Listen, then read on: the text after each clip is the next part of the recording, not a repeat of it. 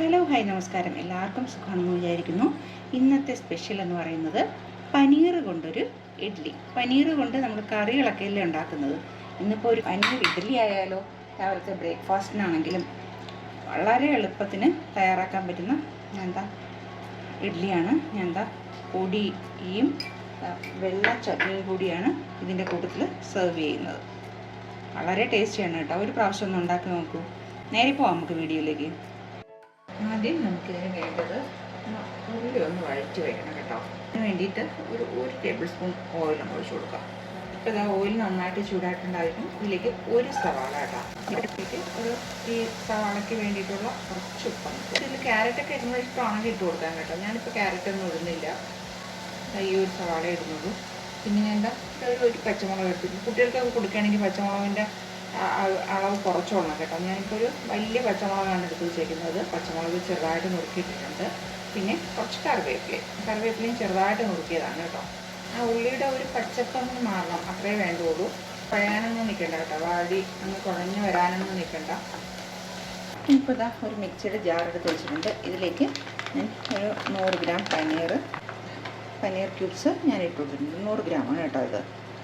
ഇതിനെ ഒന്ന് മിക്സിയിലിട്ട് ഒന്ന് ബാക്ക് ബട്ടൺ പ്രസ് ചെയ്ത് ഒന്ന് പൊടിച്ചെടുത്തിട്ട് വരാം. ഇപ്പം ഞാൻ പൊടിച്ചെടുത്ത് വന്നിട്ടുണ്ട്. ഇങ്ങനെ പൊടിച്ചെടുക്കണം കേട്ടോ. കാണിച്ചു തരാം നമുക്ക് എങ്ങനെയാണ് ഇരിക്കുന്നതെന്നത്.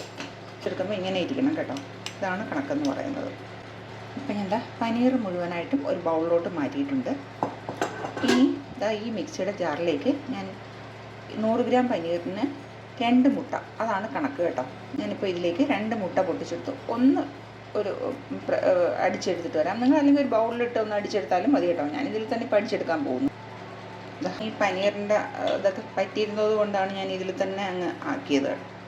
ഈ പനീറിൻ്റെ കൂട്ടിലേക്ക് ഈ മുട്ട മൊത്തം ഒഴിച്ചു കൊടുക്കാം. എന്നിട്ട് ഇത് നന്നായിട്ടങ്ങ് മിക്സ് ചെയ്ത് കൊടുക്കുക. ഇനി നമ്മൾ ഈ ഉള്ളി വഴറ്റി വച്ചേക്കുന്നില്ലേ, ആ ഉള്ളിയും കൂടി ഇതിലേക്ക് അങ്ങ് കൊടുക്കുക. അപ്പോൾ ഉള്ളിയൊക്കെ അങ്ങ് നന്നായിട്ട് തണുത്ത് വന്നിട്ടുണ്ട്. അപ്പോൾ ആ കൂട്ടും കൂടെ ഇട്ട് കൊടുക്കുക. ഇപ്പോൾ ഒരു ഇഡ്ഡലി തട്ട് ഞാൻ എടുത്ത് വെച്ചിട്ടുണ്ട്. ഡെക്കറേഷന് വേണ്ടിയിട്ട് ഇന്ന് വീഡിയോ എടുക്കുമ്പോഴത്തേക്ക് ഒരു ഭംഗിക്ക് വേണ്ടിയിട്ട് ഞാൻ ഓരോ കാഷ്യൂ ഇങ്ങനെ വയ്ക്കുന്നുണ്ട്.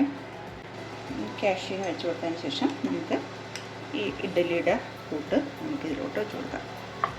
ഇനി ഇത് അടുപ്പിലോട്ട് വെക്കുന്ന പ്രോസസ്സാണ്. 10 മിനിറ്റിനുള്ളിൽ തന്നെ ഇത് പറഞ്ഞോളും കേട്ടോ. ആദ്യം അടച്ച് വെച്ച് വേവിക്കാം. സാധാ ഇഡ്ഡലി വേവിക്കും പോലെ തന്നെ. വളരെ രുചികരമായിട്ടുള്ള പനീർ കൊണ്ടൊരു ഇഡ്ഡലി തയ്യാറായിട്ടുണ്ട്. വളരെ ടേസ്റ്റിയാണ്. നല്ല സോഫ്റ്റായിട്ടിരിക്കുന്ന ഈ ഇഡ്ഡലി നിങ്ങൾ ഒരു പ്രാവശ്യം ഒന്ന് ട്രൈ ചെയ്ത് നോക്കുക കേട്ടോ. ഇഷ്ടമായിട്ടുണ്ടെങ്കിൽ ഒന്ന് ലൈക്ക് ചെയ്യാനും ഷെയർ ചെയ്യാനും സബ്സ്ക്രൈബ് ചെയ്യാനും മറക്കല്ലേ.